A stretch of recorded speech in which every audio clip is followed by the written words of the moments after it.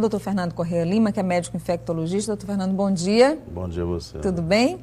A gente vai falar hoje sobre a diarreia, que é uma doença que chega sempre com muita frequência nesse início de período chuvoso, no verão chuvoso, como a gente conhece também, e que não escolhe sexo, classe social. É uma doença muito comum e que ainda tem muitas dúvidas, gera muitas dúvidas aos pacientes. Vamos ver um pouquinho na reportagem da Aline Carvalho.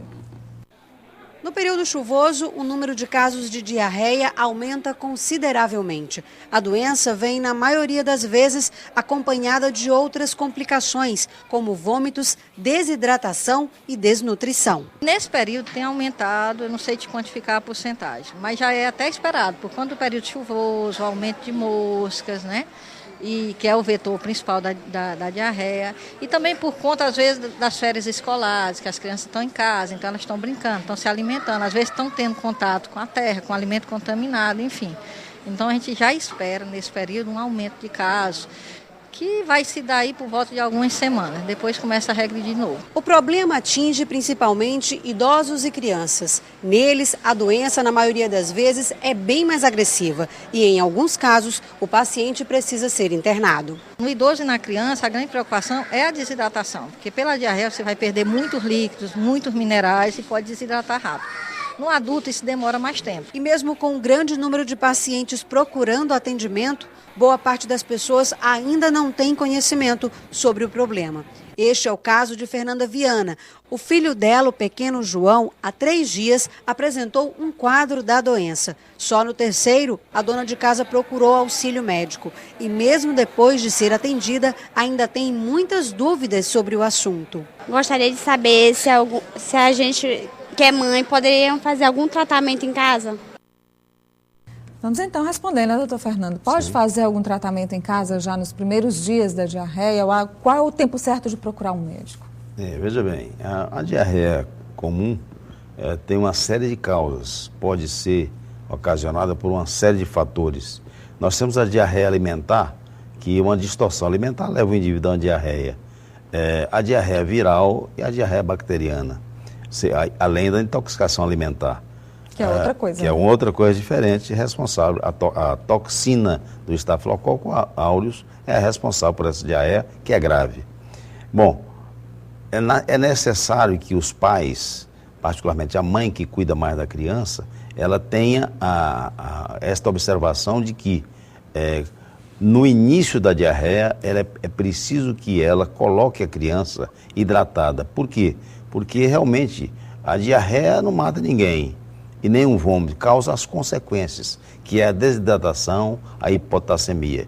E ela, utilizando o soro caseiro, que é extremamente fácil, toda mãe sabe fazer, ela consegue debelar esse aspecto. Muitas vezes a criança tem resistência, doutor, de tomar aquele soro. É verdade, mas você tem que obrigar a criança devagarzinho, gota a gota, oferecendo, utilizando o soro, vamos dizer, um soro que tenha um gosto diferente.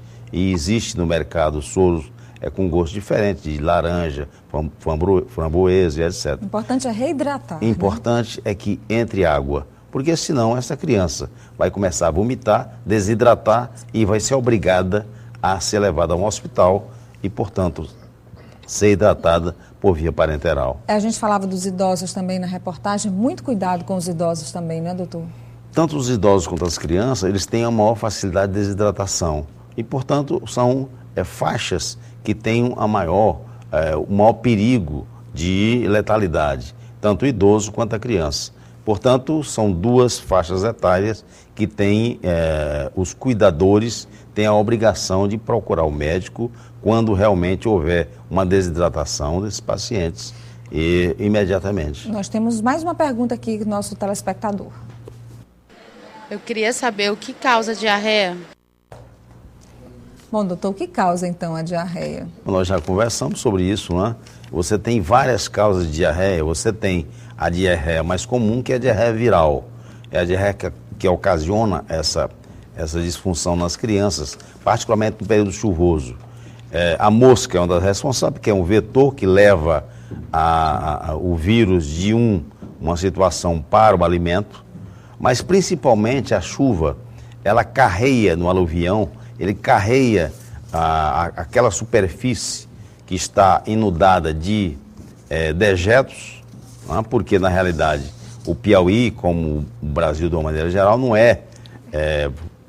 não possui um esgotamento sanitário necessário e suficiente para prover as necessidades humanas. Por isso, até a pergunta aqui do Ademir, ele pergunta se a diarreia pode ser transmitida através do consumo da água direto da torneira. Claro, veja bem, da torneira da Gespisa, a água da Gespisa, dificilmente, porque é uma água extremamente clorada. Então, torna-se difícil, a não ser que haja uma contaminação nesta tubulação. Mas se não, é difícil. O que acontece é que muitas vezes não é utilizada a água da Gespisa e essa água é contaminada por esse aluvião, levando, portanto, os dejetos para os mananciais de consumo e o indivíduo consome a água ou verduras, frutas irrigadas, lavadas com esta água. Agora, portanto, ocasiona a diarreia. Deixa eu fazer uma pergunta aqui, o nosso tempo já está acabando, doutor, mas a última pergunta, por favor. Se eu posso tomar, tem gente que está com diarreia e toma remédio para estancar a diarreia. E tem gente que toma antibiótico logo de cara, que agora já está com uma venda mais restrita, mas quais são os riscos disso? Bom, veja bem, é contraindicado a utilização de obstipantes para a diarreia. O que você tem que fazer é eliminar aquilo que realmente está ocasionando a diarreia e você só elimina com a diarreia e utilizar a hidratação para impedir que o que vai causar a diarreia possa levar você a um quadro grave. Você não pode tomar antibiótico, quanto mais não seja, porque você não sabe a causa. Porque a grande maioria entre vírus e bactérias são os vírus e que não respondem ao antibiótico. E você pode, no caso, levar o aparecimento de bactérias super resistentes que vão causar um problema muito maior do que a própria diarreia. Olha, a diarreia não é uma doença difícil de tratar, mas é preciso muita calma, muita cautela e a forma correta. Na dúvida, procure logo um atendimento médico mais próximo da sua casa. Doutor Fernando, muito obrigada pelas explicações, viu? Muito obrigado a você. Um bom dia para o senhor. Boa notícia.